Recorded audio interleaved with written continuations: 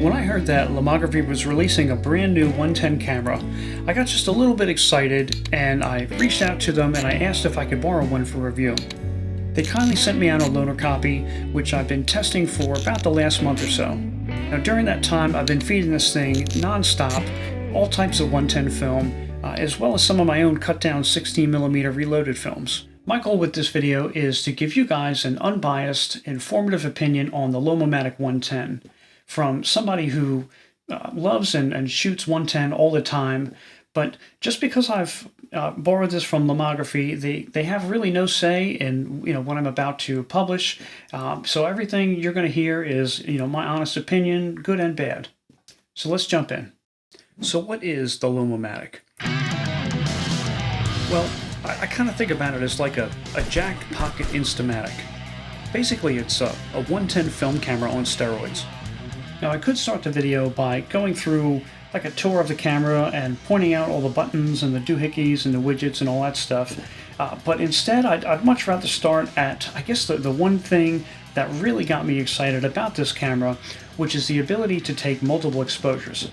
And for anybody who shoots 110, you'll know how that's not typically a feature on a 110 camera. But on the Lomomatic, you have an MX slider down here at the bottom, and you can take as many multiple exposures or as many exposures on one frame as your heart desires. And I mean, with that, you can really come away with some creative results.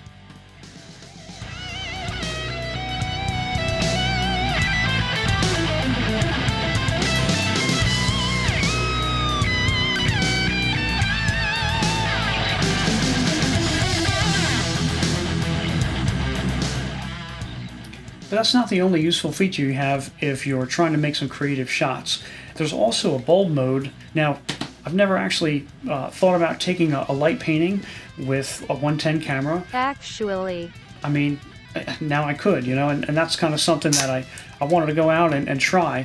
Now, unfortunately, there is no tripod socket on the camera, so when you're shooting in bulb mode, you're going to have the steadiest hands in the world, or you're going to have to place this on something flat. Now, the image quality on 110 cameras really can be hit or miss, and that comes down to not only the small form factor of the film negative, but also to the lens. Most lenses on 110 cameras, they're not manufactured to say very well, but they're just kind of like cheap pocket cameras. The lens on the Lomomatic, though, is a glass lens. It's the Minotaur CX, and the thing is actually pretty sharp, especially for, the size of the negative. I was pretty impressed. Now, the caveat here is you absolutely have to nail the focus.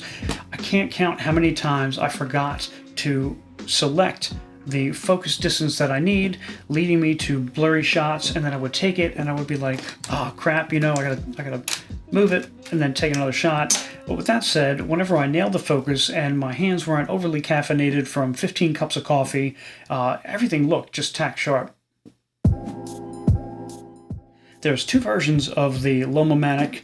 There is this chrome version, which is partially metal in the body, and then there's a Golden Gate version, which is all plastic. This guy, to me, this is super futuristic, and it kind of brings, what is that, Men in Black, right? Where Kay, he would kind of hold up this thing, and he would the neuralizer, that's what it was, like mind neuralizer, and he would be like, excuse me, look here, right? And then pow, flash off and erase your mind. That's absolutely what this thing reminds me of. Me personally, I like the futuristic version. It looks kind of better, but they both look pretty sexy. But yeah, I would definitely go with this.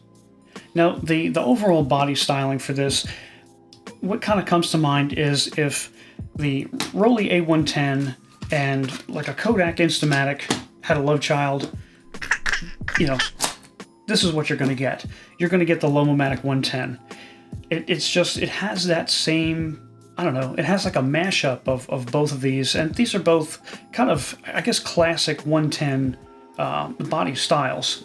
And speaking of these two cameras, so the build quality, right, the heftness, the robustness, this isn't like a cheaply built camera, okay? It definitely feels solid. It's definitely not as solid as something like the A110. It's going to fall in between that over overkill of like a Rollei, and then just a pocket plastic extra light, it's going to be somewhere in the middle. So that's like the feel and the quality of the body to me. Something that's obvious but probably worth mentioning is whenever you're shooting with a camera that has an offset viewfinder from the taking lens, you're going to have parallax. So what I tried to do was I tried to set up and just kind of see how far the offset was from the lens by taking a image through the viewfinder and then also taking an image with the camera to see just kind of judge how far off it was. The Lomomatic has an internal meter and is fully automatic from 1/250th of a second to 30 seconds.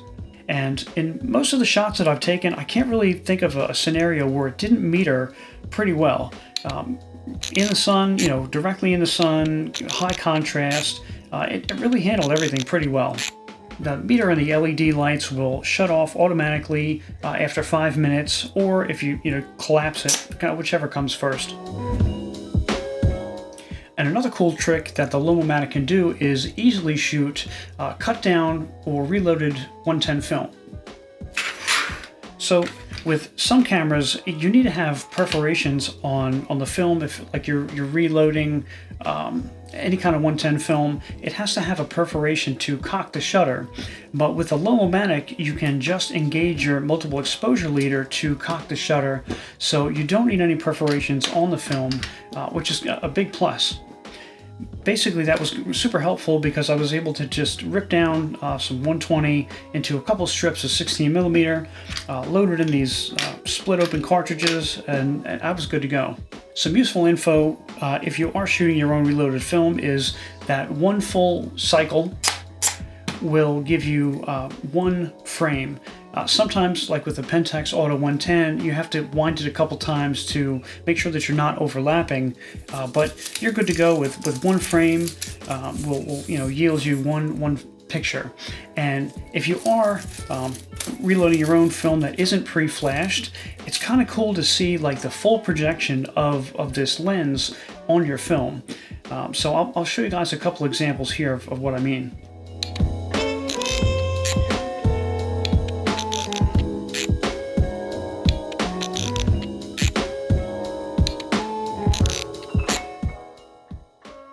Now obviously this is way wider than you would get on a standard crop for some 110 film because it's pre-flashed, and basically it's going to be pre-flashed in the sharpest area. And you might notice on the full projection that there's a little bit of blurring or a little bit of kind of smearing on the edges, which is totally normal for any lens, but you're just not getting that crop from the pre-flash on your factory film.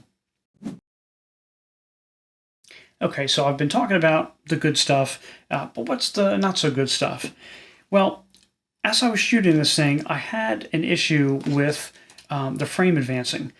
Basically, there would be a problem when I would go to take a picture and then advance the frame, and the camera, I would, wind it, but the camera just wouldn't advance, or the frame wouldn't advance, no matter how many times I would, open and close and try to engage the camera. Apparently this was a known issue with the pre-production models, which had since been fixed on the final version. Another thing that had me kind of scratching my head was there's 2 clicks. When you push down the shutter, like you can hear an audible and feel a tactile like click click. And I reached out to Lomography and I asked them about that, and they said that actually is totally normal, that the first shot is firing the shutter or the flash, and then the next click is going to be engaging the advancing mechanism. So that was totally normal. And after I received that email, I thought, okay, maybe could that have been linked to part of the problems I was having? Like maybe I wasn't fully pressing the shutter down all the way, engaging that second advancing click. I don't know, but that's a theory. Now, the last issue wasn't like a functional problem per se, but it just kind of had me, I don't know, raising my eyebrow, was the LED light would intermittently blink faintly on and off a little bit, and I changed the battery out, and it would happen after that. So I don't know whether that's also linked to this pre-production model or not, but yeah, that was another issue that I had. So if you were to ask me, what would make this camera absolutely like peak 110, and it would be to add a tele lens on this. And I know this is totally like a personal preference, but all of the cameras that I have that I like to carry with me, they have a dual lens feature, and it would be probably something I would imagine like the Extralight Tele, where you have a switchable normal focal length and tele focal length, and to go from like 22 to 44 on this would be great. The lens is a 23 millimeter on the Lomomatic. If you could like double that and give me like a 46, switchable 46, I mean, like, there's absolutely nothing else I could ask for. So if it were to be, you know, the absolute best of the best of the best, and maybe like a tripod socket, I don't know. but with those two things, mainly give me the tele lens. It would make this thing just an absolute beast.